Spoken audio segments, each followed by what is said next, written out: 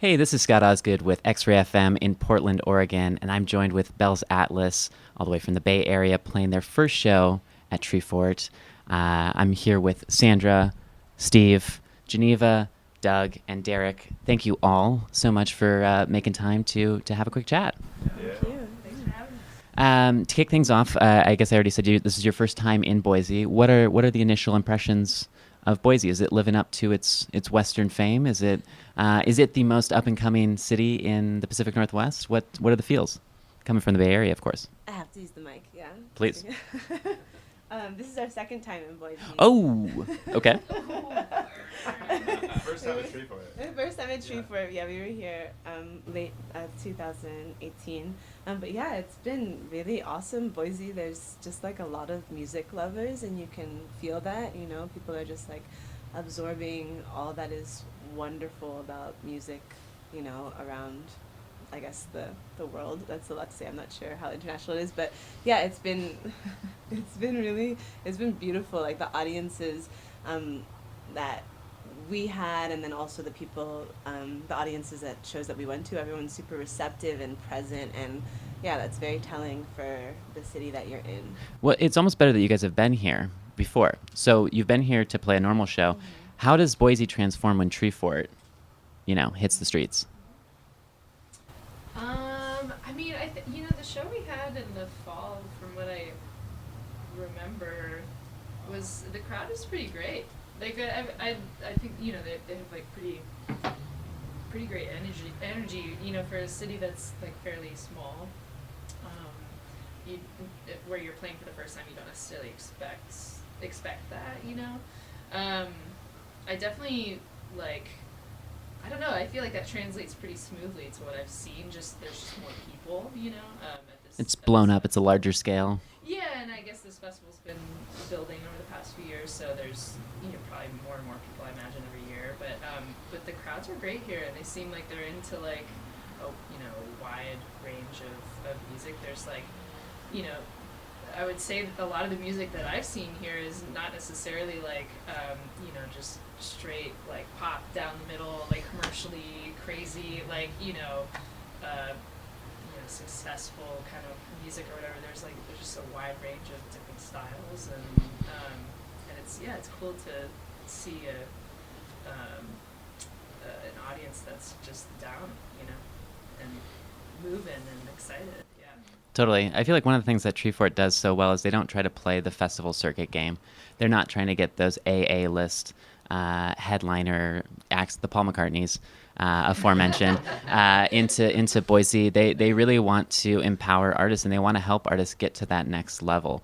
And not only do you get to the opportunity to perform a few times, but you also get to go and see a bunch of live music and hopefully find some new music that you as musicians love. And kind of going off on that tip, any highlights so far from your experience at Treefort 2019? So many. I saw so many good shows yesterday. I'm gonna let someone else talk though. My favorite thing from yesterday for sure was the Studio and Archive show last night. Really inspiring and beautiful. Yeah. I really liked Twain, and I liked Chai. Chai was amazing and super fun and positive. Totally. Avaluna was great. It's my first time seeing them. They've been on my bucket list of bands that I want to check out for a long Cross time. it off, baby. Yeah. Or, maybe just put it back in there for Yeah.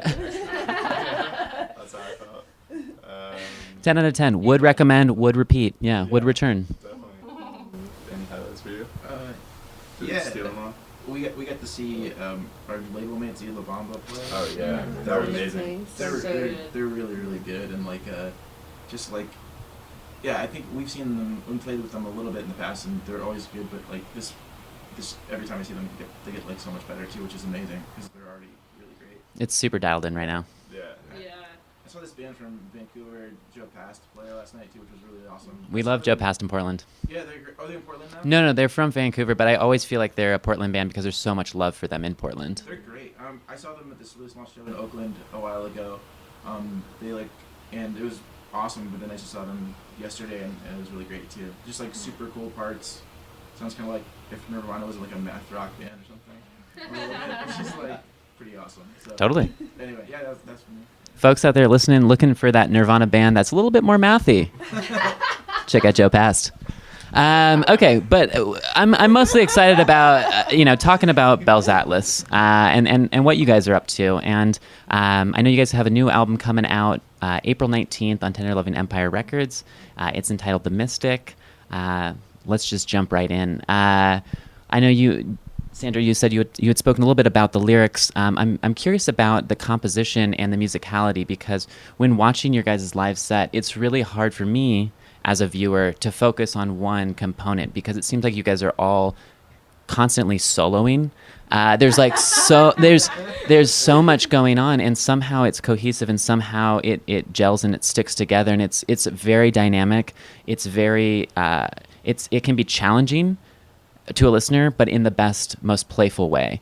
So I'm curious, how did these songs come together? Do these start with an initial sketch? Are you guys just jamming until you guys throw up?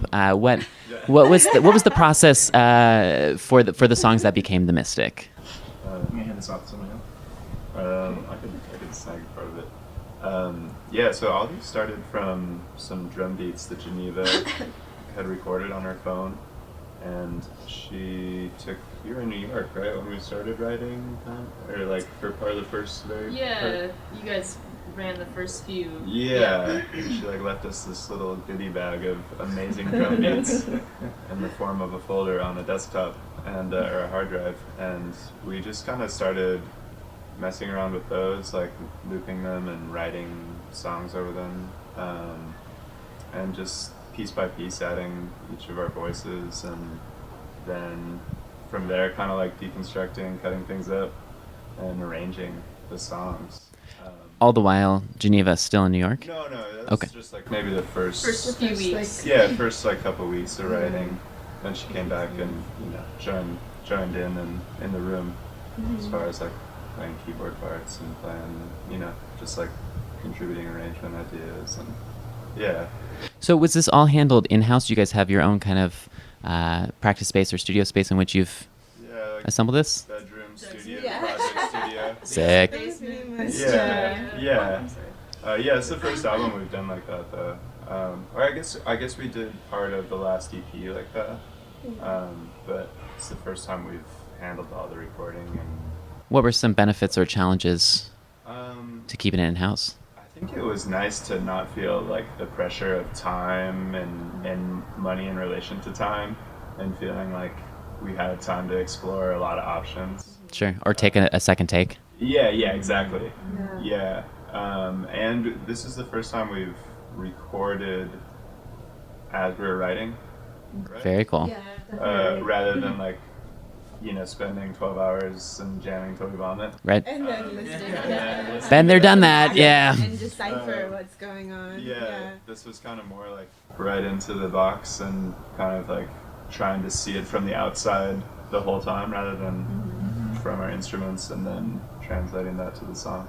Yeah, it was much more like a production, like producing from a studio kind of approach than playing live together, which I think it has its freedoms in some ways in the creative process. What do you think led to that desire to want to do more of a production approach as opposed to just jamming? Was that just the natural progression of the band? Was it? Yeah, it wasn't premeditated. Yeah, and I don't know if maybe just changing it up it was part of it, just trying something different, but. Well, we had from a previous EP 2 songs that we actually started that process with, and that was the first time, and that just was kind of happenstance, because one of us had introduced an idea, and then we were like hanging out, and then we built on that idea, and so I think that was the inspiration for it. And then when we heard Geneva's beats, it was just like, oh, we're here, why don't we just like try working with it? It wasn't even with the intention of creating an album. So it just happened. Yeah. What a beautiful, beautiful thing. Well, I don't want to put you guys in a box. So if you all were to describe Bell's Atlas music, what does Bell's Atlas music sound like? To the unknown listener tuning in, perhaps on YouTube, perhaps afar, and they're just finding out about Bell's Atlas right now, what does Bell's Atlas sound like? I don't know. I think It sounds like the truth. Yeah, it sounds like It's the truth. Look into my eyes. Yeah, it's hard to describe, and honestly, I feel like in the last few years I've gotten comfortable being like, I don't know, and I think that's okay. But we've received a lot of things from other people that like tell us how other people receive it, which is like cinematic, and I think that one way I like to describe it is that we often create worlds, like kind of fantastical with elements of, or maybe the real world with elements of fantastical in them, and that's one way that I like saying it. And sometimes we say psychedelic R&B, but I've noticed that we change that, and we also sometimes struggle with being able to find a way of saying that. We're just like, oh, what do we have to say for this like interview, and I think it's okay to not, know. I just hope that people listen and then they receive from it what they feel. Yeah. Totally. No, I think it's our human desire to want to understand things, categorize things, where we want to, put a label on something. But I feel like from what you just said, your music transcends music, and seeing the live experience, you get it. It is so much more than just music. When you're having like vocal freak out moments, it's visceral, and it's for the audience, it's really fun, and it's cathartic. Even though I'm not on the stage screaming and having that release, like through, I mean it in the best possible way. Honestly, it's more than your average psych R&B band. It is really something special, and that's why I'm so happy to have seen you. I'm so happy that we're chatting right now, and I really am looking forward to the new record. Did you bring anyone else in to help with the production on the record, or was this all handled in-house? It was mostly handled in-house, but our friend Luke Melman, he mastered the record and mixed it. We were mixing it at one point, and then we reached a point because working on this album was so beautiful in the sense that we learned a lot about just like, recording an album. And I know that, Geneva and Doug spent quite a bit of time in that mixing world. And then at some point, we're just like, and we need some more perspective. And it was really helpful to have someone else like listen from the outside. Because, you can often be in this world. I know that with the vocals, I was just like, I don't know. Is this too much? Does this sound right? Yeah, you need that 3,000-foot perspective, so to say.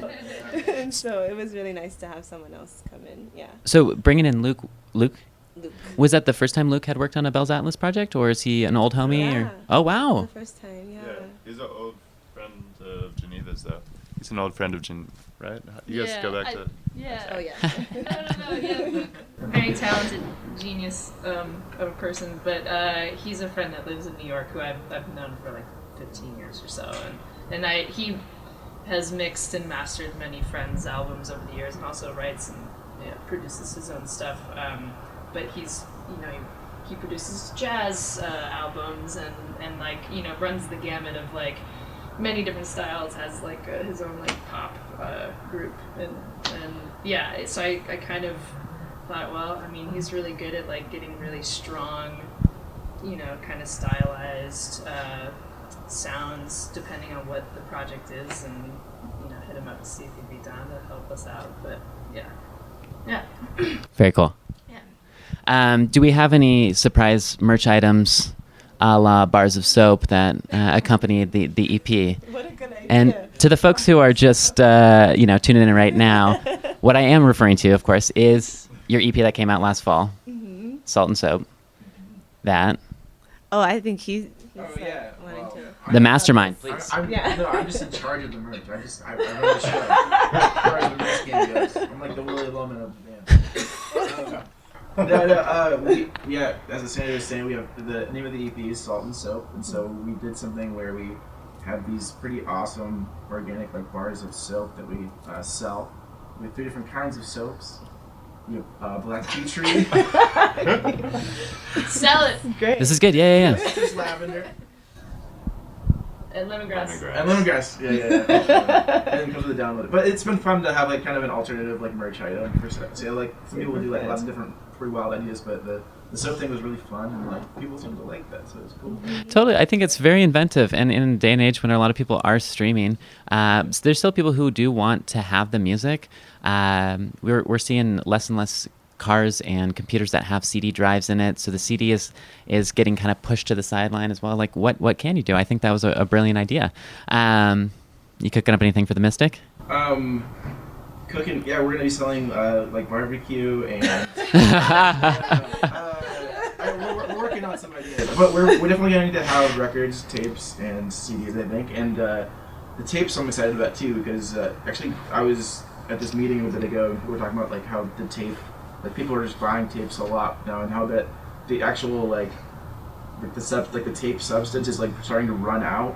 Like, because people are, like, no one anticipated, like, tape sales. They just haven't been producing it. Which is really exciting to hear, because I love doing tapes, too. But, so, you know, there'll be some cool stuff, I think, so, for sure. Cool. When you guys were working on the new record, do you guys still listen to music, or do you kind of isolate yourself in order to maintain that kind of creative bubble? And I guess I mostly asked to see if there was any kind of influences that may have snuck into the Mystic, whether intentional or unintentional. Yeah, I mean, I think I still definitely listen to music, or I was, you know, when we were making this record. Anything that sticks out that? I feel like I was personally pretty inspired by like MF Doom at the time, and Any particular records, or? I really like that one, Food. Mm-hmm. I just like how We need food. gritty it is, and like these like kind of cheesy synth sounds, but they're like recontextualized in a way where they just sound really fresh. And then I don't know, this Solange record came out, like a little bit before we started working on it. I don't think we've never been a band that's been like consciously like, oh, we want to get that sound. Of course, yeah. We all kind of have a lot to contribute as instrumentalists and singers, and it's like easier for us to just do our thing and then see what happens. But those two things are probably a little more on the forefront of my mind personally. The Solange album was definitely hanging above our heads, not necessarily. I think I can hear that in a few songs like The Mystic and Find Where You Rise, which is actually not on the album, so that's not for you yet. But yeah, I think like Doug said, it was never intentional. There's one thing that I had listened to a few months ago. I went to see this musical called The Great Comet, and there was this character, and his character was just so extreme. He was just like, about everything. And so part of that like influenced some of the theatricality in the vocals. And yeah, this is the first time I'm saying that, so yeah. And then in addition, we watched we would sometimes listen back to the songs and watch like old kung fu movies or Bollywood films. And then I think this is why your music is cinematic, my friend. Come on. And I'm not even sure how much that influenced the music, but I think it influenced the process. It was really fun, like at the end of the day after like creating a track, to go back and be like, okay, what video do we want to pair with this now? And yeah, and so that was definitely a part of the process for the Mystic. Cool. Where to go here? So are you guys are dropping the album in about a month or so. Are you guys on tour right now, or will the tour kick off after the album is released? It will kick off after the album is released. Yeah, in May. May 9th is the May 8th. Ninth. Yeah. I think it's May 9th in LA. Yeah, that's the first show. Yeah. Cool. And where will you guys all be heading? Is it just a West Coast tour, or is it nationwide?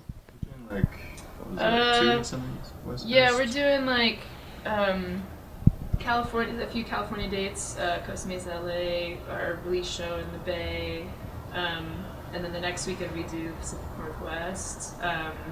We'll be playing Fisherman Village Fest in Everett and Sick. Sassy Black in Seattle. Cool. And then a release show in Portland at Doug Fair Lounge. And then we head to the East Coast. We're doing a couple weeks on the East Coast, mostly Northeast. We'll be hitting Montreal and DC, Philly, New York, and then a few other Providence. Wow. And a few other places. This is like an extensive major market tour. Yeah. When she says it out loud, it sounds like Yeah, right. we're like, what? Are we? Are we doing all that? Did we sign up for that? Cool. Which brings up something that I always think about, and bands being on the road. I used to think it would be such a glorious thing, and then I went on a trip in which I was traveling between a few different cities in the course of a week, and I was like, this is a nightmare. And I'm always curious. So, when you are on the go, when you are constantly changing locations, you're interacting with so many different people, how do you all maintain your mental health while you're on the road? Is there any practices that you've kind of developed along the way? Is there anything you would suggest to maybe an aspiring musician or someone who's going out on their first tour? What is crucial to keep in mind when leaving home? I think everybody's kind of got their own thing, their own preferences. I think you got to eat well as best as you can. Sometimes that means enjoying some good food from the local places. I like to walk a lot. Yeah, Steve's a master at He's- the cup of coffee. I like to game. explore the local cities and stuff on foot. That's really fun for me to clear my mind. Meditate a little bit. I don't know. The music is so beautiful, when you build with other bands that are so great. That's the most uplifting thing about it, is sharing the music and really feeling other people, for sure. Sleep. Yeah. If you can. That's the Sleep hardest is part. that's the hardest part, yeah, for sure. But the most crucial, I think. So underrated, yeah. Yeah, I think the older I get, and the more I've done this over time, I valued that a lot, and just making sure that we're considering that for everyone, in the drives, and sometimes you lose, but yeah, I think that's a very very crucial part of the process. And also just finding the things, your own space, in the van, to do your thing and take care of yourself, or even if someone's driving, you got your navy next to you, and you're sharing music that you really love with each other, and that's a big highlight for me on the road. I think it was just all the music to discover and listen to. Did you guys drive out here from the Bay Area? We flew here. Oh, bummer. I was going to ask for the track listing of what got played from San Francisco to Boise. All right. Crazy. We'll link up after this. Yeah. Doug, Derek, any mental health tips? Derek's like, I'm in charge of the merch, man. I'm sweating bullets over shirts and soap. No, that's good. I think about a lot. I feel like it's kind of like anything in life, but maybe just a little more extreme in the sense that you can't really have too clear of expectations, because anything could happen and any show could be really great or a surprise in one way or another. And I think just kind of going with the flow and trying to be in the moment, and while still prioritizing the things you need. That's kind of the thing that I've noticed, is you just kind of have to go with the flow. Don't expect anything too clear.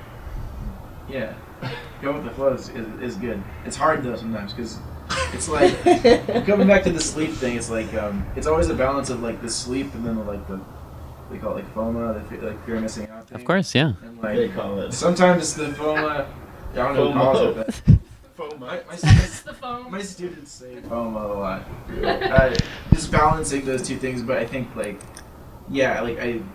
don't know, sleep is so valuable. I just want to reiterate what Geneva said. For sure. Sandra, anything you want to contribute to the mental health? They covered it all. Yeah. Good. One thing to remember is that we're family and we travel as a unit, but I think they said those individual things that you need when everyone's hanging back and they want to see the show and you need to get some sleep, then just get some sleep if you can. It's okay, and I had laryngitis the last time we toured, so I was just I can't talk to anybody. I can't have a drink in these spaces. I would just look and I'd be but this is my own health journey. It's okay, it's fine. I mean, and there's just truth to that. And look at you now. You live to tell the tale. You're at Treefort. You're about to release a new album. Yeah. Go on what sounds like a long tour. You look so when scary. Geneva says it aloud. I mean, like, coming out here for a few days was like a lot for me. So I empathize with you all, and I really respect what you all and what everyone who came to participate this weekend is doing. And I really love folks who are willing to put their own bodies in harm's way to put on a fabulous show. So You just negated everything we said. It's like all I can see is them destroying their bodies. this was not exclusively limited to you guys. I mean, musicians in general. All right. So Bell's Atlas, The Mystic comes out April 19th. Be seeing a lot of folks in the continental U.S. Anything else you want to throw out to the wild world of the internet? Are you having any FOMO right now about something that didn't get covered in the interview? I have nothing to say. No. You guys are wonderful, beautiful people. Thank you so much for your time. Looking forward to when you guys come to Portland. And folks, check out Bell's Atlas. Thanks. Thank you so much.